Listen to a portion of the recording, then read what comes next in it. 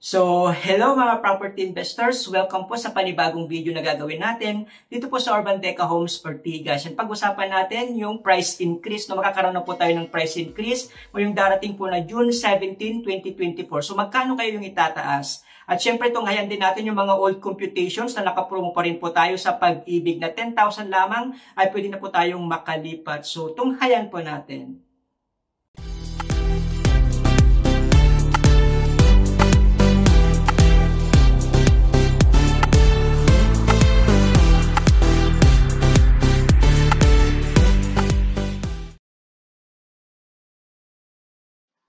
Ayan. So, welcome mga property investors. Welcome po sa panibagong video na gagawin natin. Pag-usapan natin yung price increase na magkakaroon na po tayo ng price increase. So, magkano kaya yung itataas? No? So, again, welcome mga property investors.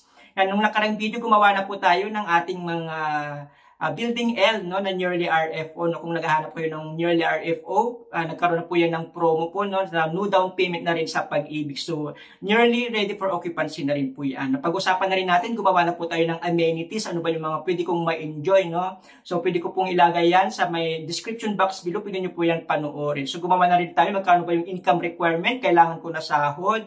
Yung promo natin na 10,000 lamang, pwede na tayo makamove in 1 to 2 months. Magkano ba yung monthly payment, no? At saka yung mga forms at requirements na kailangan natin sa BDO at Pag-ibig. So, ilalagay ko na lang din po sila sa may description box below para mapanood po ninyo yung mga questions nyo po about sa Urbandeca. So, ito po yung update as of May 2024, no? So, napakaganda na po ng ating site, no? Project na Urbandeca Homes Ortigas. So, yun po yung ating Pocket Gardens, yung Lagoon, yun po yung Building I, Building J at Building K na mga under construction. So po ni Building L, yung katabi po niya M, likod ng ating clubhouse at N, mga pet friendly.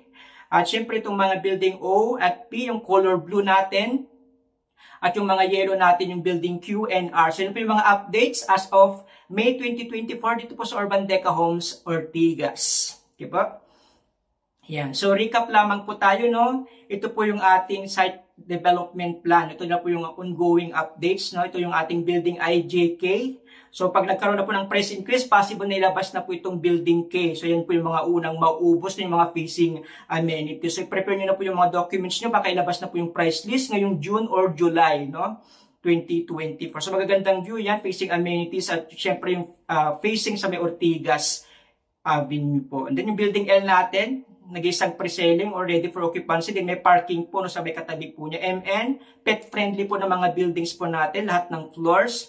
MN, OPQR, yan na po yung mga ready for occupancy natin na pwede na tayo makalipat ng 10,000 lamang.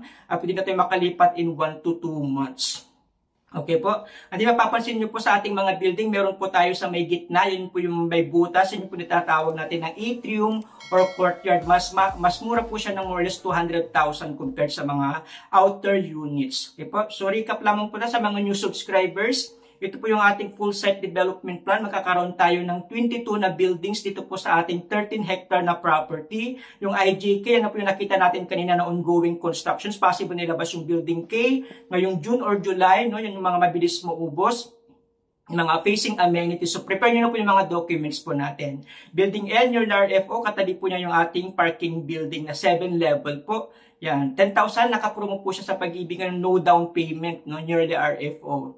Hindi pa naman siya pwedeng malipatan pero at least naka no down payment na rin. And then yung MNOPQR natin, yan yung mga ready for occupancy na 10,000 lamang ay pwede na po tayong makapag-move in. At syempre, dito na po yung ating Deca Mall para mayroon na tayo sariling mall no, in the future. So gagawin na rin po yan. Okay po, siguro pag naka 50% na constructions.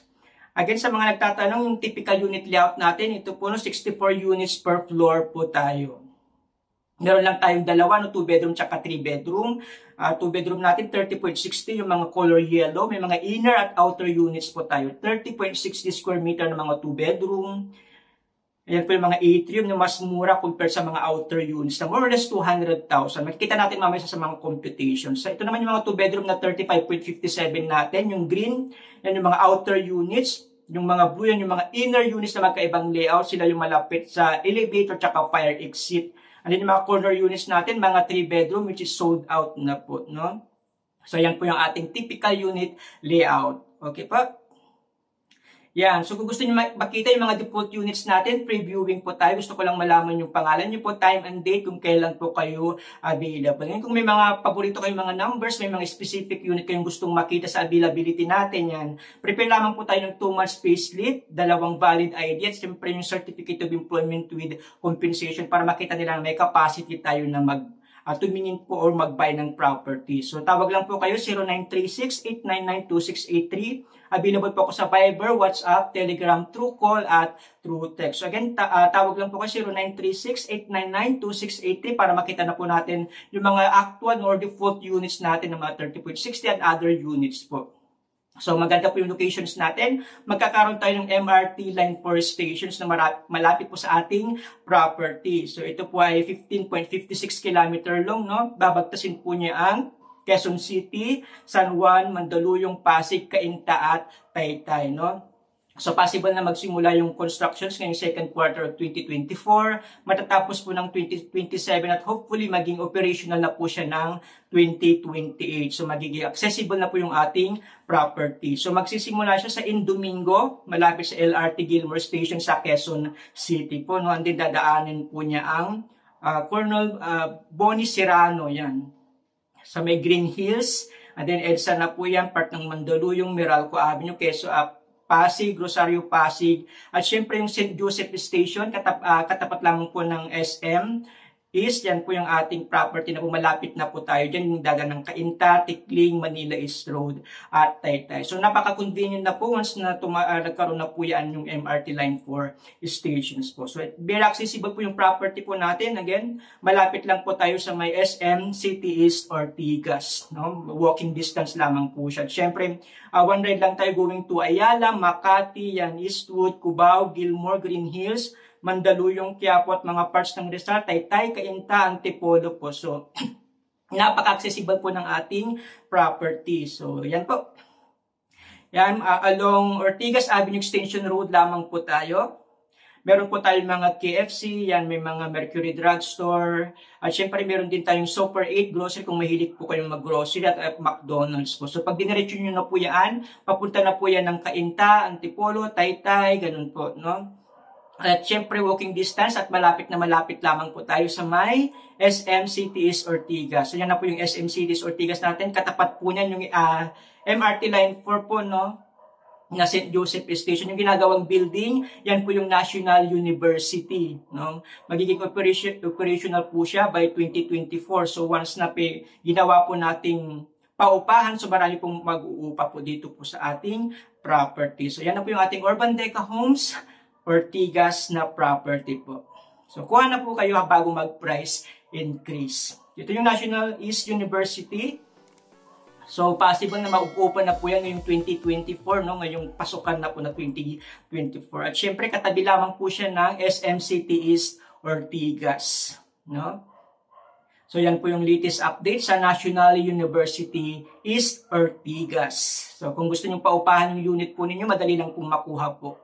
Or kung gusto nyo gawing paupahan o gawing residential unit. So makakaroon nga po tayo ng price increase ngayong darating po na June 17, 2024. So effective June 17, 2024, magkakaroon na po tayo ng price increase. Sabi po nila nasa more or less 100,000 ang itataas po ng mga unit po natin. So good news po yan. Then nag-appreciate na po kaagad yung value ng property na kinuha po ninyo. So bago mag-price increase, kuha na po kayo ng mga unit po ninyo, no? Dito po sa Urban Deca Homes Ortigas. So, June 16, available pa yung mga current or yung mga ngayon po na price list po natin. So, mag-update po ako sa mga susunod na videos kung magkano yung idinagdag po natin. Magagawa na tayo ulit ng mga sample computations. So, for the meantime, itong sample computations na makikita natin, ay ito pa rin yung applicable pa rin po ngayon. Ito yung pag-ibig financing sa may building MNOPQR na mga 30.60 square meter, no? Yan, 30.60 kasi sila yung mga marami po. So, nasa 2.8 ngayon. Diyan po yung contract price natin. Diyan po dadagdagan ng more or less 100,000. Yung net contract natin, 2.9 or almost 3 million na. So, ang pinakamura na lang po natin pag nag-price increase is nasa 3 million na po, no? Dito sa Urban Deca Homes Ortigas. Yan po yung ating mga inner units na mga low zone, no? Sa may pag-ibig. And then 10,000 lamang nakapromo tayo ng Pag-ibig, no, 10,000 lang pwede na po tayong makalipat po, no. May Luzon tayo at high zone. Yung Luzon 2nd floor to 5th floor, and then yung high zone 11 to 17th floor po. No, sa mga Luzon, yan yung pinakamura natin, may inner tsaka outer. And inner tsaka outer yung nasa gitna atrium, no. Sa mga inner units natin, yan nasa more or less 200,000 ang difference compared sa mga outer units. So, pinakababa pa rin ng interest, ang 6.25% ang ating Pag-ibig. So, sa 30 years, kung kayo ay 39 years old, ay pwede pa po kayo sa 30 years to pay ng monthly amortizations po natin. So, nasa more or less 18,384 pang magiging monthly natin. Meron din tayong 25 years, 10 years, yan. So, 18,384 o 18,400 yung magiging monthly natin. Yung GMI natin, nasa 52,600 dapat yung salary po natin. Kung kulang po yan, pwede po kayo magkaroon ng co-borrowers, no? Sa MA natin, hindi pa po kasama dyan yung ating MRI, FPT, RPT, at saka fire insurance po. Sa dagdag lang po tayo ng more or less 1,300 po. Okay po? Yan. So, yung salary natin dapat nasa 52,600 yung GMI po natin. Yan yung sa outer units na computations. Yan yung high zone na inner units, 11 to 17th floor. Yan naman yung mga outer na computations, no? So, kung gusto nyo makakuha ng mga computations, pwede po kung magpadala po sa inyo. Tawag lang po 0936-899-2683. Available po ako sa Viber, sa WhatsApp, Telegram, through call at through text. Again, yung final computation, ibibigay po ng taga-Pag-ibig. So again, dito po ay ready for occupancy, no down payment na 30.60 square meter. Ito naman yung BDO, no, Banco de Oro, bank financing na 30.60 sa mga ready for occupancy. So, yan po, nasa 2.8 din. Yan, 25,000 naman po yung reservation fee dito. Unlike kanina sa Pag-ibig na 10,000 lamang. So, nakapromo lang din po tayo sa video ngayon na no down payment. So, 25,000 lamang po yung ating reservation fee. So, nasa 6.75% interest rate. Maximum is 20 years, no? Kung 39 years old kayo, pwede pa po kayo sa 20 years to pay. So, 23,000 monthly po natin, hindi pa kasamang RPT, MRI, fire insurance. Sa GMI natin, dapat may salary tayo at least 57,700, no? Para ma-qualify tayong kumuha ng mga inner units ng mga Luzon, 2nd to 5th floor. Okay po? Yan, 20 years. Pag bumababa na po yung monthly amortization, tataas na po yung gross monthly income na kailangan po ng ating BDO. Kung sa yung magiging monthly natin, hindi pa kasamang RPT, MRI, at fire insurance, mga more or less 1,300 po yung idadagdag po natin. Okay po, yan po yung GMI. May Luzon at high zone na naman po tayo. Inner tsaka outer. Yung mga inner, yun po yung nasa courtyard or gitna po ng mga building. So ito naman yung building L natin, near the RFO. Or newly RFO na siya kasi baka possible na June, July, pwede na pong malipatan po ito, no? So nakapromo pa rin po siya, 10,000 reservation fee, naka no down payment, no? Sa mga ibang financing nito, payable pa siya in 3 months, in 6 months. So dito sa Pag-ibig ay naka-lowest down payment po siya, no, na 10,000 lamang, ay pwede na po tayong makapag-move in. Yan, antayin lang po natin yung ating loan take out, pwede na po tayong makalipat, no? So in 30 years, nasa 18,800 yung monthly natin, plus RPT, MRI insurance, dapat ang salary natin nasa 53,800. So again, this is building L, 30.60 square meter na 2-bedroom. Yan yung magiging monthly amortizations po natin. Okay po? So, old price list pa rin yan. Yan po applicable pa rin po hanggang June 16, 2024. So, i-avail nyo na po yung mga old computations po natin bago po magkaroon ng price increase ngayong June 17, 2024. So, yan po.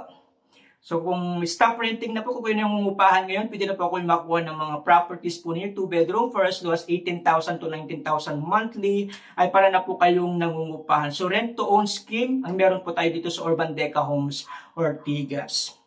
Yan. So, start owning your tomorrow today. Kung naghahanap po yun ng mga affordable na mga properties, I strongly suggest na puntahan po natin itong Urban Deca Homes, Ortigas. Marami pa po kung mga property, pwede nyo pong puntahan yung bestcondoinvestment.wordpress.com. Okay po, yan po yung ating updated dito po sa Urban Deca Homes, Ortigas. So, huwag niyo pong kalimutan i-click ang subscribe at ang notification bell para updated po kayo palagi sa lahat ng mga upload ko po. Maraming pong salamat at God bless everyone. See you po dito po sa Urban Deca Homes, Ortigas bago mag-price increase. Salamat!